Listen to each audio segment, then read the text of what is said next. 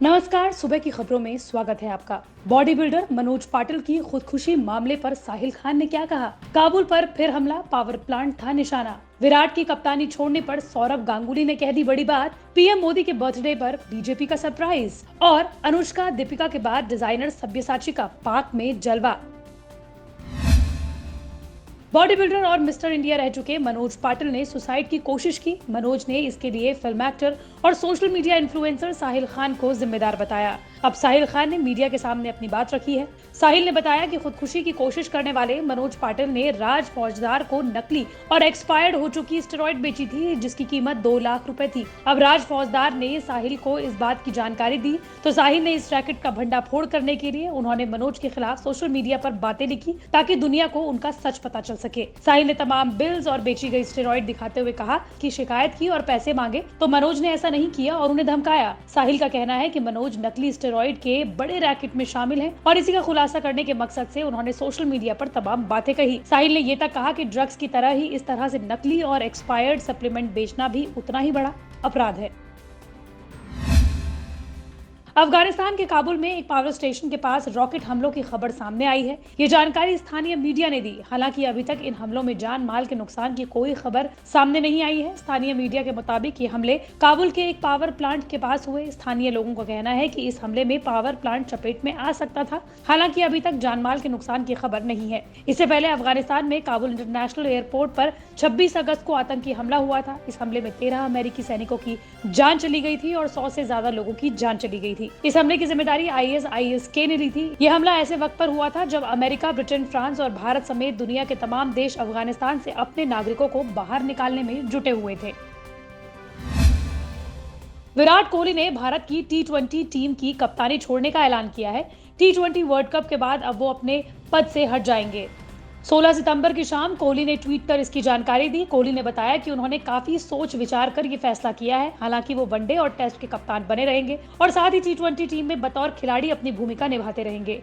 कोहली के T20 की कप्तानी छोड़ने के बाद बीसीसीआई अध्यक्ष सौरव गांगुली ने कहा कि यह भविष्य के रोड मैप को देखते हुए लिया गया फैसला है। भारतीय क्रिकेट कंट्रोल बोर्ड यानी कि बीसीसीआई के अध्यक्ष सौरव गांगुली ने कहा, विराट कोहली भारतीय क्रिकेट के बड़े खिलाड़ी हैं। उन्होंने काफी अभियान के साथ भारतीय टीम की कप्तानी की है। वो तीनों फॉर्मेट में भारत के सबसे कामयाब कप्तानों में से एक हैं। उनका फैसला भविष्य के रोड मैप को देखते हुए लिया गया है। गांगुली ने आगे कहा कि हम कोहली को बतौर T20 इंटरनेशनल कप्तान उनके शानदार प्रदर्शन के लिए शुक्रिया अदा करते हैं। हम उन्हें आने वाले वर्ल्ड कप और उससे आगे आने वाले भी शुभकामनाएं देते हैं। हम उम्मीद करते हैं कि वो भारत के लिए बहुत से रन बनाते रहें।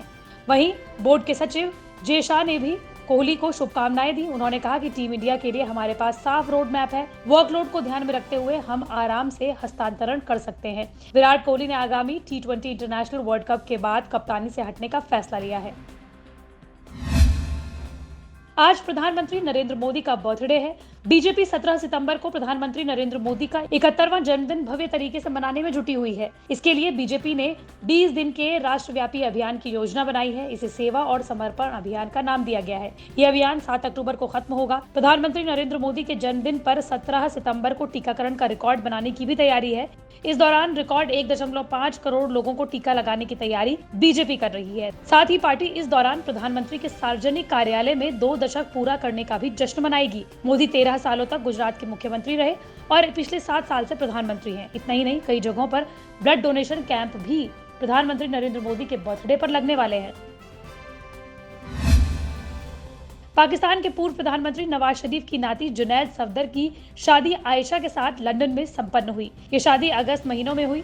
आयशा ने शादी में सब्यसाची का डिजाइन किया हुआ लहंगा पहना था। उनकी शादी में जुनैद ने बॉलीवुड सॉन्ग भी गाया। शादी की तस्वीरें और वीडियो इन दिनों सोशल मीडिया पर खूब वायरल हो रहे हैं। आयशा ने अपने लुक को हैवी एथनिक ज्वेलरी से संवारा था। गुलाबी होठ और कोमल आंखों के बीच उनका मेकअप हल्का रखा गया था। आयशा ने अपने आउटफिट के साथ पोटली बैग भी कैरी किया था, जो कि भारत के बड़े डिजाइनर सब्यसाची का था। जुनैद सफदर काले रंग के टक्सीडो में शानदार लुक में दिखाई दे रहे थे। उनकी दुल्हन आयशा सैफ खान सब्यसाची के लहंगे में खूबसूरत दिखाई दे रही थी। आयशा ने रोज पिंक लहंगा पहना हुआ था, जिसमें काफी बारीक सुनहरे रंग की कढ़ाई की गई थी। भारी दुपट्टे के बॉर्डर पर गोल्ड किरण मौजूद है। पाकिस्तानी मुस्लिम लीग एन के उपाध्यक्ष मरियम नवाज और कैप्टन मोहम्मद सफदर अवान के बेटे जुनैद की शादी 23 अगस्त 2021 को लंदन में नाइट्स ब्रिज में आयशा सैफ खान के साथ संपन्न हुई। जुनैद के माता पिता लाहौर में होने के कारण इस समारोह में शामिल नहीं हो सके। वो वीडियो कॉल के जरिए शादी में शामिल हुए। हालांकि इस कार्यक्रम में नवाज शरीफ और पाकिस्तान के पूर्व वित्त मंत्री इशाक डार मौजूद थे।